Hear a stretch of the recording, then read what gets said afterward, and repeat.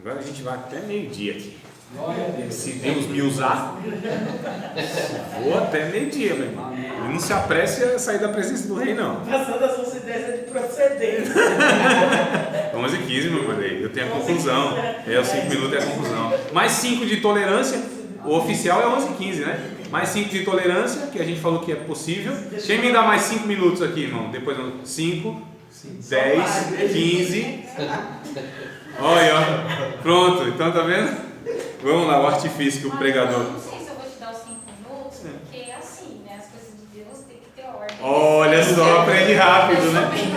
Não, tem que ser sincero. Você não provei de Deus, não, esse negócio. Tá vendo só? Já tô dando exemplo errado. Você vê só? É assim. Não, tem que ser sincero. Claro, claro. Não, irmão, eu fiz aqui na brincadeira que a gente já falou sobre isso, né? Antes. Mas eu sou tolerante. Mas tem uma tolerância para tolerância, né? Então tá bom, vamos lá, amado. Eu nem sei onde eu estava mais, me perdi todinho. Ah, sim, não, sim. Você não vai mais me querer como aluna. Nada, que isso. A gente acha bom. Eu gostei. Então a gente deve evitar divagações, generalizações, né, que sejam coisas vazias mesmo e inexpressivas. Então a gente deve evitar essas coisas, tá? O sermão textual exige do pregador conhecimento do texto, contexto e cultura bíblica. Então o texto é o que vem antes e depois daquilo que é lido, inclusive, né? Então esse seria o sermão textual. Tranquilo? Tem alguma pergunta, alguma dúvida a respeito dessa forma de sermão textual? Não mesmo? Podemos então partir para outro, que seria o temático. Sermão temático é aquele em que toda a argumentação está amarrada a um tema. Divide-se o tema e não o texto. Olha só, o que permite a utilização de vários textos bíblicos dentro do tema.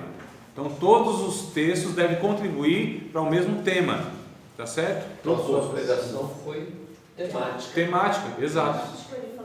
Isso, a minha é temática. Eu prefiro a temática, no meu caso, então é pessoal, então é uma questão mais pessoal, né? Não é a melhor, não é a única, mas é o que eu me identifico, porque me dá liberdade para estar elaborando. Como eu gosto de elaborar os conceitos, de trabalhar os conceitos e de provocar um pouco, então para mim a temática me dá mais liberdade para que eu possa mais cuidado. A liberdade muitas vezes ela atrapalha, porque a pessoa, quando ela não sabe usar essa liberdade, então ela às vezes foge totalmente da proposta que, né? Eu prefiro a textual. A textual. Você pega o texto. E não é que eu não pegue também na textual. E não é também que eu não use a expositiva. Eu prefiro a temática. E uma, não é algo que senão eu adoto uma ou outra. Não, amados. E em uma, nós até podemos ter elemento de outras, de uma forma bem comedida mesmo, né? Mas assim, eu gosto da temática, que é essa questão. Opa, sermão temático? Não, eu falei, o primeiro foi textual, agora é o temático, que é o que já identificaram que é o que eu faço, né? Então exponho aí o assunto, o tema, trabalho o assunto. A divisão deriva-se do tema, o assunto apresentado, e é independente do texto bíblico escolhido. No sentido técnico, o sermão tópico é aquele que deve sua estrutura e, sobretudo, divisões ao desenvolvimento da verdade que está em volta do tema. Observe o exemplo, o tema: a paz que só Deus ou que só Jesus pode dar. A paz que só Jesus pode dar. Então, o primeiro, seria o primeiro tópico, né? Ilumina nossos caminhos. Aí pega, olha só, um texto, vai pegar um texto que contribua para o tema. Lucas 1:79, que eu nem sei o que está escrito, se alguém quiser achar. Então, o primeiro tópico desse tema. 1:79? Isso. Lucas. Para iluminar os que estão assentados em trevas e sombra de morte, a fim de dirigir os nossos pés pelo caminho da paz. Isso, olha só. Então a paz que só Jesus pode dar é o tema. E aí o primeiro tópico seria que ele ilumina o nosso caminho, né? A paz de Cristo. O segundo, liberta a nossa mente de pensamento perturbador. Olha, João 14:27. Se vocês forem lá, vocês vão ver que o versículo diz respeito ao tema, contribui para o tema, não foge, não vai falar de uma coisa que não tem nada a ver. Pelo contrário, né? Vai dizer aí sobre a paz, acho que não se turbe o vosso coração, é isso? Não? 14, é João 14. 14 e 27, isso, 14 e 27. Deixe-vos a paz. A minha paz vos dou, né? Não se turbe o vosso coração, não se atemorize. Então, percebam que vai contribuindo os versículos, né? Os textos, para que o tema ele seja desenvolvido. Retira o sentimento de medo. Olha, o próprio João, capítulo 20, versos 19 e 20. Eu acho que é aquela passagem onde eles estão lá dentro de uma casa, né? E aí Jesus entra subitamente, deixa-me a paz, né? A paz seja nessa casa, a minha paz vos dou, alguma coisa assim, mas é relacionado ao tema, tá? Então tudo vai contribuindo. Olha a quarta parte. Então Jesus salva, tá? Então está dentro desse tema aí. Repare que cada tópico, que é a divisão, apresenta uma característica da paz. A paz ilumina, a paz liberta, a paz nos isenta do medo e a paz salva. E aí a gente precisa entender o que é paz bíblica, porque a gente pode ir no dicionário de língua portuguesa e a paz vai estar lá como ausência de conflito, mas a paz bíblica não é só ausência de conflito, pelo contrário, às vezes a paz ela é de fato dentro desse conflito que se vive, e mesmo dentro do conflito existe paz. No meio da guerra que nós vivemos é possível ter a paz de Cristo, a paz de Cristo que excede todo o entendimento. É o shalom na antiga aliança, é o shalom hebraico, que não é só paz que a gente traduz, mas é harmonia, bem-estar, êxito em todas as áreas da vida. Então o shalom traz 5 aspectos, né? A paz que o judeu ele trazia no shalom tinha 5 aspectos. Ele entendia que se houvesse esses 5 aspectos na vida da pessoa, essa pessoa tinha paz completa. Então olha só, a gente já vai aqui elaborando e trazendo as mensagens, amados, né? Eu acho tão bom quando a gente trabalha esses negócios. Então repare, cada tópico de divisão apresenta uma característica da paz proposta pelo tema, mas para cada ponto há um texto diferente, ou seja, a base do sermão é a paz de Jesus, que é abordada em diversos textos bíblicos. Irmãos, como tem irmãos eu tenho comunhão com irmãos de diversas denominações, e assim, cada um é de um jeito, né? Paz de Deus, graça e paz, paz do Senhor, e para não ter erro, a gente fala paz, irmão. Paz, né? E tem uns que falam assim, mas paz de Jesus, irmão. Eu pergunto, tem outra paz? Existe outra paz? A paz do mundo, mas não é paz. Eu estou me referindo à paz, só tem uma, então eu digo paz. Tá bom? Então, e a gente podia trabalhar essa questão. Existe uma falsa paz? Oi? Paz do mundo. Não, porque tem um texto, né? A paz do mundo não dou como o mundo a dá. A minha paz vos dou, não como o mundo a dá. Mas a verdade é que não tem uma paz. É uma falsa paz. E nós, quando desejamos... Exato. Quando nós desejamos outra paz, é a paz a única que existe, né? Não tem outra, não existe outra. É igual ao Senhor, só existe um Senhor. Para nós é um Senhor só. A Bíblia diz, há um só Senhor. Para muitos há muitos senhores, mas para nós é um só Senhor. E Jesus Cristo. Há muitos caminhos. Exato, mas para nós é um só. Só existe um Deus, não existe outro Deus. Aí os irmãos falam assim, um irmão um dia falou, um aluno, mas está escrito lá que o Deus desse século. Eu falei, então, irmão, mas tem que entender que não existe Deus. No imaginário coletivo humano existe deuses, mas nós sabemos que só existe um Deus, e a Bíblia diz isso, embora está escrito lá que Satanás é um Deus, é o Deus deste mundo, né? Então a gente precisa ter uma clareza da ideia bíblica, senão a gente se prende muito numa letra impensada. É necessário aplicar um texto bíblico em cada divisão do tema para não atrair muito a atenção para o pregador, em detrimento da palavra de Deus. Deve-se evitar divagações. Opa, aqui eu já li, o que eu estou fazendo aqui? Estou meio atrapalhado, eu não li isso aqui não? Não? Tem certeza? Rapaz, eu acho que sim. Não? Então eu estou meio atrapalhado. Eu pensei que tinha lido, mas tudo bem. Então é necessário aplicar um texto bíblico em cada divisão do tema, para não atrair muita atenção para o pregador, em detrimento da palavra de Deus. Deve-se evitar divagações e generalizações vazias e inexpressivas. Então o texto, aliás, a gente deve, amados, o pregador tem que passar desapercebido. A mensagem é que tem que ficar na memória das pessoas, né? Às vezes eu já ouvi algumas vezes, no culto assim, às vezes do meu lado assim, e depois da mensagem, diz, nossa, que vaso, né, Barão? Que pregador, hein? Que homem de Deus, que profeta e tal. E vai para casa assim, nesse negócio, né? E onde essa pessoa vai, a pessoa também vai atrás, muitas vezes. Rapaz, é uma coisa muito errada. Nós deveríamos, alguns falam, nossa, que maravilha, que aula, que exposição, que pregação, que sabedoria. A gente devia voltar para casa dizendo, que Deus, que palavra, né?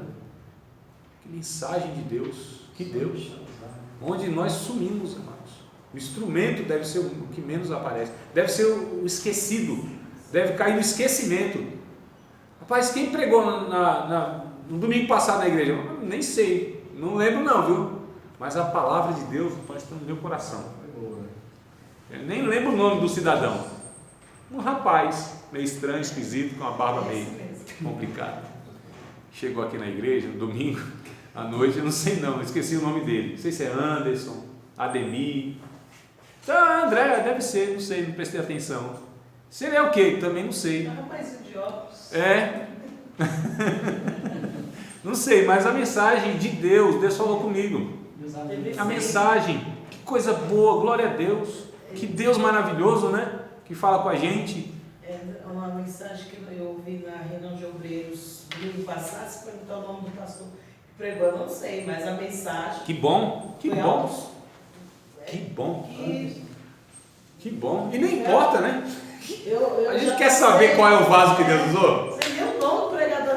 Não tem nada. Mas que a mensagem que ele pregou da parte de Deus foi algo sobre A mensagem, isso. Então nós devemos ser as pessoas que caem no esquecimento das pessoas. E a palavra deve ficar. A mensagem deve estar na memória delas, não é? Então vamos lá, amados. O sermão temático exige do pregador mais cultura geral e teológica, criatividade, estilo apurado.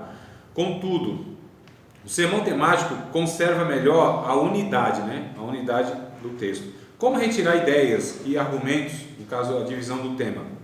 Escolher o tema, criar frases, retirar do texto bíblico ou de outras fontes, né? Então você tem que escolher um tema, tem que haver essa criatividade então.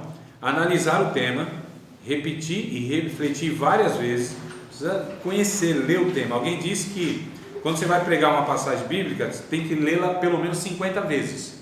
Não foi exagero não, propôs isso mesmo. Lê 50 vezes aquilo, lê. Ter inclusive gravado na memória e você compreender aquilo. Absorver ao máximo, né? Ter contato com o texto. Então repetir e refletir várias vezes. Então analisar o tema. Pergunte-se o que deve falar sobre o tema. Então olha só, é o diálogo consigo mesmo, né? Extrair a principal palavra ou frase do tema. Ela pode se repetir nos argumentos, inclusive. Você pode trazer nos argumentos essa frase, esse pensamento, não é? Separe no mínimo 3 argumentos ligados ao tema. Então, 3 argumentos ligados ao tema. Pesquisar passagens bíblicas que se refiram aos argumentos. Então, é preciso estar fazendo aí essa pesquisa bíblica. As divisões são explicações ou respostas do tema. Então as divisões são essas explicações, não é dividir por dividir, não é colocar algo que faz sentido, que vai respondendo, que vai explicando o tema, né? Que vai contribuindo para a compreensão do tema no final. Então cada ponto, inclusive, deve ser algo progressivo, irmãos. Deve ir crescendo, deve ir construindo. É como uma construção mesmo, você coloca tijolo por tijolo, né? E aquilo vai sendo construído.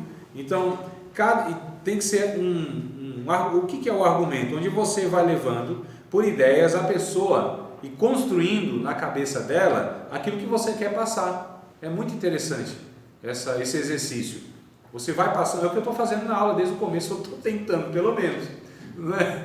Fazendo isso, quer dizer, construindo pouco a pouco, colocando que o que vem anterior vai contribuir para o outro, e o outro para o outro, e o outro para o outro. Então a minha intenção é que às 11h15, no máximo, né, que eu vou acabar aqui, vocês possam estar, já me colocaram aqui no estreito, 11h15, passar disso aqui eu estou perdido. Então assim, às 11h15 eu pretendo que eu tenha construído aqui, desde as 9 horas, ou 9 e pouquinha, não, a gente começou mais tarde, eu vou acabar mais tarde, estou brincando, só para descontrair, calma. Então vocês têm alguma pergunta a respeito do sermão Temático, foi o temático agora, né? O textual, tranquilo, é extraído do texto, né? Do texto das divisões. O temático é o tema, então a gente pode inclusive dar uma navegada, cuidado para não afundar, navegar na Bíblia, precisa navegar na Bíblia, Deus se afunda na Bíblia, então navegar na Bíblia, às vezes Jesus precisa salvar o cara, né? Está aí afogando e precisa andar pelas águas, calma aí, vem cá, pega pela mão e...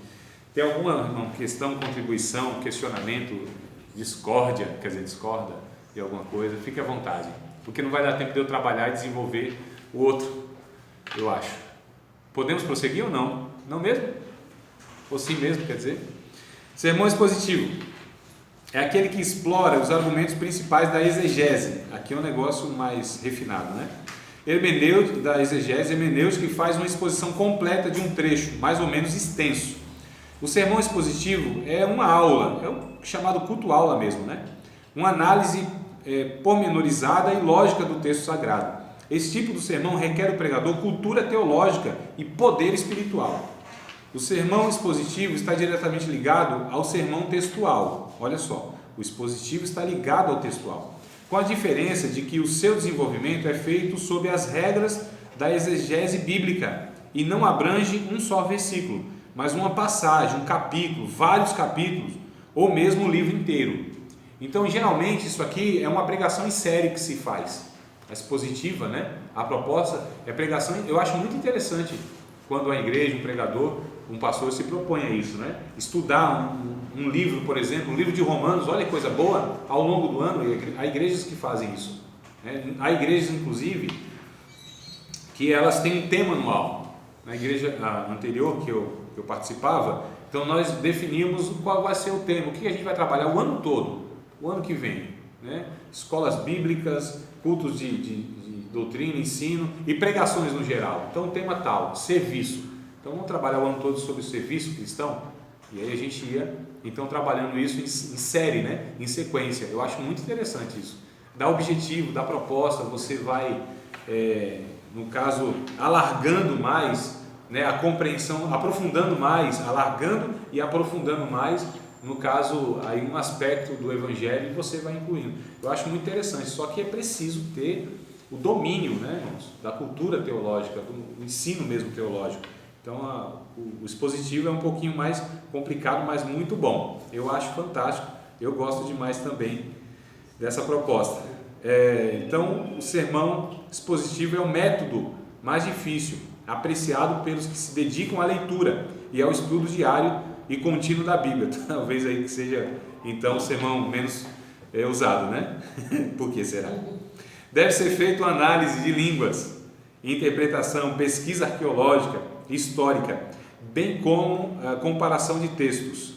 Características do sermão expositivo: planejamento, pode abordar um grande texto ou uma passagem curta, a interpretação mais fiel, né, daquele texto, análise profunda do texto, unidade, ideias subsidiárias devem ser agrupadas com base em uma ideia principal.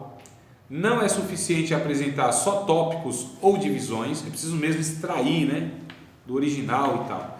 Tempo de estudo dos pontos difíceis. E aí, irmão, quem se propõe o sermão expositivo vai ter que elucidar os pontos difíceis que há no texto. Aqui que é a questão. E precisa ser uma pessoa que de fato domine, tenha não é só uma base não, que ele tenha de fato um aprofundamento no entendimento daquilo, né? Geralmente professores fazem mais isso. Geralmente pregadores que têm uma veia mais didática, que seja mesmo um ensinador, é o que geralmente usa essa questão da exposição e tal. E o que mais pode ser abordado em série, como eu disse, né? Que eu acho muito interessante. É muito comum o uso do sermão expositivo em pregações seriadas, como conferências e estudo bíblico. Exemplo: Encontro com a Vida, Lucas capítulo 7, verso 11 ao verso 17. Quero abrir aqui que eu não lembro exatamente. Tá, eu acho que foi aquilo inclusive que eu falei, não foi? Capítulo 7, não foi não. Capítulo 7, verso 11, olha só, até o 17. O filho da viúva de Naim, o encontro com a vida. E aí, amados, aqui, olha só, tem divisões. A multidão que seguia Jesus. Então inclusive você precisa enxergar todos os elementos, personagens, todo o cenário. Todo o cenário. É interessante nós sabermos, olha como o conhecimento cultural é importante. Porque existe as carpideiras. Na época de Jesus havia as carpideiras, que eram pessoas contratadas para chorar eram profissionais que choravam no velório, né? Então olha só, é uma informação cultural. Então você precisa ter essa informação cultural. O que é o esquife? E o outro disse, não, Jesus era músico, tocou o esquife. Não, amado, o esquife é caixão, né? De repente uma versão vai te trazer já essa explicação. Eu tento fazer essas piadas que é para descontrair vocês não dormirem. Então vamos lá, porque às vezes é ruim, né? Divisão 1, a multidão seguia Jesus. Pessoas desejosas, pessoas com esperança, pessoas alegres. A primeira divisão. Então a gente está abordando aqui que há de fato pessoas nessa passagem que são desejosas, que estão com esperança, estão alegres, que essas que estão com Jesus inclusive, porque são duas multidões se encontrando aqui, né? Ou dois grupos se encontrando, uma com Jesus e a outra aí que seguia a viúva. A segunda divisão, pessoas entristecidas, pessoas sem esperanças e pessoas inconformadas. A terceira divisão, encontro da vida com a morte. A vida é uma autoridade, a morte se curva ante a vida. Então a vida aqui é o próprio doador dela, é o próprio Cristo, que a morte se encontrou e foi revertida. E aqui, amados, dá para a gente tirar tanta mensagem no sentido de aplicação. Olha só, e com a angústia humana, né, também. Divisão 4, o resultado do encontro, a ressurreição do jovem. E aí, aqui olha como a questão cultural vai contribuir demais. Jesus, para esta mulher, não só estava devolvendo um filho amado, que já seria fantástico, já seria ótimo. A mulher era viúva. Naquele contexto cultural, uma mulher viúva e sem filho, havia duas possibilidades para ela, não três, duas apenas: mendicância e prostituição. Não havia outra. A mulher não tinha sustento, a não ser que um cunhado generoso a assumisse, né? E aí é meio difícil. Havia possibilidade, mas era meio difícil. Então a gente tem que ter um olhar amplo. Jesus está devolvendo o filho, a vida do filho, como eu disse, já seria fantástico, mas mais do que isso, Jesus está dando a possibilidade daquela mulher continuar com a sua vida digna, sem cair na mendicância ou na prostituição. Olha o milagre, ele tem uma abrangência muito maior do que aquilo que a gente só enxerga, que é a ressurreição do morto. Não é, amados? É interessante, por exemplo, em Marcos capítulo de número 1, quando um leproso, ele vai até Jesus, ou melhor, Jesus vai até o leproso, né? Porque o leproso, ele tinha que ficar numa área afastada da cidade, os leprosos tinham que ficar, não poderiam ter uma vida social, e quem chegasse a 100 metros de um leproso, o leproso tinha que gritar: leproso, leproso, leproso. Está lá em Levítico, né? Lá no Antigo Testamento. E aí Jesus, ele foi se aproximando então desse leproso, e com certeza o leproso, ele foi avisando, né? Leproso, leproso, leproso e tal. E Jesus não parou a sua caminhada, foi de encontro àquele rapaz. Aquele rapaz, ele cai de joelhos diante de Jesus e adora Jesus. Disse: bom mestre, se quiseres me limpar, bem podes. Esse leproso já tinha ouvido falar de Jesus de alguma maneira, porque sabia quem era Jesus e tinha poder para curar. E a Bíblia diz que Jesus toca nele e diz: quero ser limpo. O que a gente enxerga aqui? O milagre da purificação, da cura. Mas, amados, aqui há algo muito maior do que isso. Imagina só, e dá para a gente fazer essa imaginação, que não é divagação, não é uma viagem na maionese, mas é algo possível. Esse rapaz possivelmente tinha família, talvez tinha esposa, quem sabe? Às vezes a esposa não aparece, mas a gente pode pensar que tinha esposa. Então, né? Então, assim, possivelmente tinha esposa, tinha filhos. Quanto tempo, irmão, que ele não via?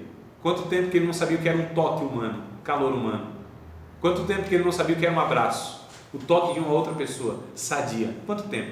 Jesus foi humano aqui, muito mais do que divino, ou os dois igualmente, porque curou ele com a ação divina, mas tocou ele humanamente. Então deu para ele a dignidade, novamente, de se relacionar, de ter calor humano, de ter compaixão de outro ser humano, tocando nele, coisa que ninguém fazia, era leproso, todo mundo rejeitava, não tocava mais, não sabia o que era um toque humano, não sabia o que era uma pessoa pôr a mão nele aqui assim, ó, quero ser limpo. Ele foi bondoso e foi benigno, porque a forma que ele fez a cura foi de uma forma benigna, e ressocializou aquele rapaz, devolvendo à sociedade, a semelhança do que Jesus fez com aquela mulher que tinha um fluxo de sangue, que cerimonialmente era impura, e aí a multidão apertando Jesus, e daqui a pouco ele sente que dele saiu virtude. Quem me tocou? Isso, mestre. A multidão te aperta? Não, mas eu senti que alguém me tocou diferente de mim, saiu virtude. Jesus sabia quem era aquela mulher? Quando ele pergunta quem me tocou, ele sabia ou não sabia? Sabia. Se a mulher já estava curada, qual haveria a necessidade daquela mulher se apresentar? Quem me tocou? Porque a Bíblia diz assim, vendo a mulher que não podia se ocultar, então Jesus sabia, mas Jesus estava querendo devolver àquela mulher a dignidade social. A mulher que já não era mais digna de participar da liturgia, a mulher que era tida como impura, apresentou à multidão. Não era só a cura, amados.